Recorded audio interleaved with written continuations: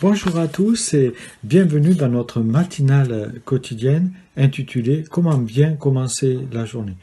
Tous les matins à 9h, vous pouvez nous retrouver sur Facebook et sur notre chaîne YouTube Église évangélique MDMN.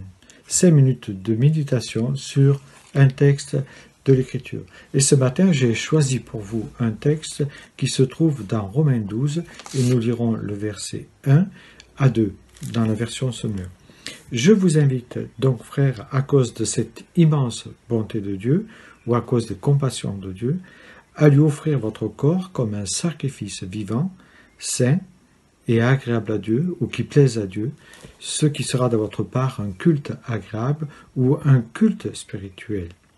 Ne vous laissez pas modeler ou conformer par ce siècle présent ou le monde actuel, mais laissez-vous transformer par le renouvellement de votre pensée ou de votre intelligence, suivant les versions, pour pouvoir discerner la volonté de Dieu, ce qui est bon, ce qui lui plaît, ce qui est parfait. Voilà, les 2 premiers versets du chapitre 12 servent de charnière et présentent 4 clés pour vivre une vie chrétienne cohérente avec l'Évangile. Première clé que nous trouvons, une juste appréciation des compassions de Dieu, une juste appréciation des bontés de Dieu dans notre vie. Dieu nous a aimés le premier alors que nous étions ses ennemis. Dieu nous a aimés. C'est comprendre qui est Dieu pour pouvoir aller plus loin dans la vie. Si je sais qui est Dieu, alors les 3 autres clés vont découler. Deuxième clé, bien sûr, lui offrir son corps en sacrifice vivant, c'est-à-dire se mettre au service de Dieu, mettre son corps au service de Dieu. Troisième clé, la non-conformité avec le siècle présent. Et c'est sur la 3e clé, la 4e clé que je m'arrêterai davantage. 2 mots importants sont mentionnés par Paul dans ce passage, se conformer et être transformé. Le dénominateur commun à ces 2 mots est le mot forme. Se conformer veut dire prendre la forme de. Le mot con provient du latin cum, qui veut dire à l'intérieur ou au-dedans de soi. Donc c'est une action du cœur, c'est le cœur qui est touché. Se conformer, c'est être modelé par et pour ressembler à. C'est le but de la transformation. En fait, c'est entrer dans un moule.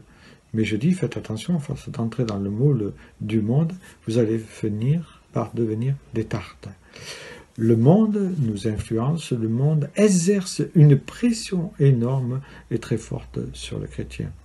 Trop de personnes veulent ressembler à certaines choses ou certaines personnes de ce monde.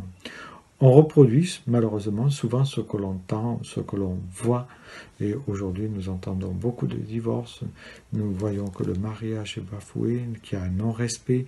Nous voyons que l'homme, en général, veut vivre pour lui-même. Et voilà. Se conformer signifie donc être à l'intérieur d'une forme ou d'un modèle déterminé. Ou encore agir ou réagir à un accord avec les standards. Est-ce que je veux me conformer à ce siècle présent? Attention, c'est dangereux. Attitudes et pratiques qui existent et qui en prévalent. Nos choix, on peut se poser la question, et je peux te poser la question, tes choix, tes décisions, ta vie, ton langage, ton style vestimentaire, tes achats, et même tes divertissements, par qui sont-ils inspirés? Par qui et pourquoi? Ces questions-là s'adressent à toi. On dit que le corps, en fait, l'habit, exprime ce que nous voulons que les autres pensent de nous. Donc, 4e clé, être transformé par le renouvellement de l'intelligence.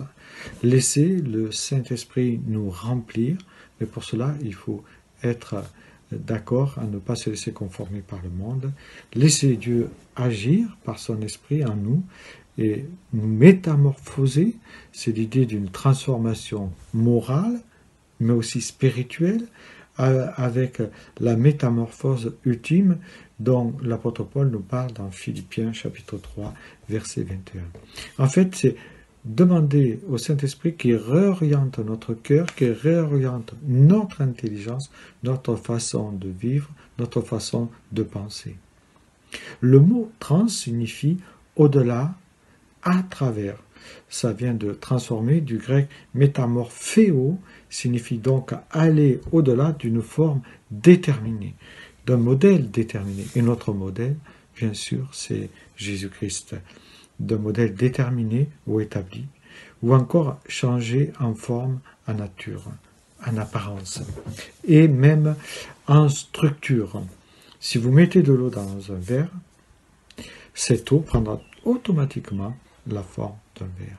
Et si vous vous laissez remplir par le Saint-Esprit, alors votre esprit sera habité par l'Esprit de Dieu et permettra à votre vie de vouloir aspirer à la ressemblance du Christ et à marcher dans ses pas. Le danger serait de se laisser dominer par les idées du monde. Mais le danger aussi est de tout rejeter en bloc. Nous ne sommes pas du monde, mais nous sommes dans le monde. Voilà ce que je voulais partager avec vous ce matin, cette petite méditation, et retenir un avertissement qui nous est donné dans l'Écriture, ne pas se laisser modeler par le monde.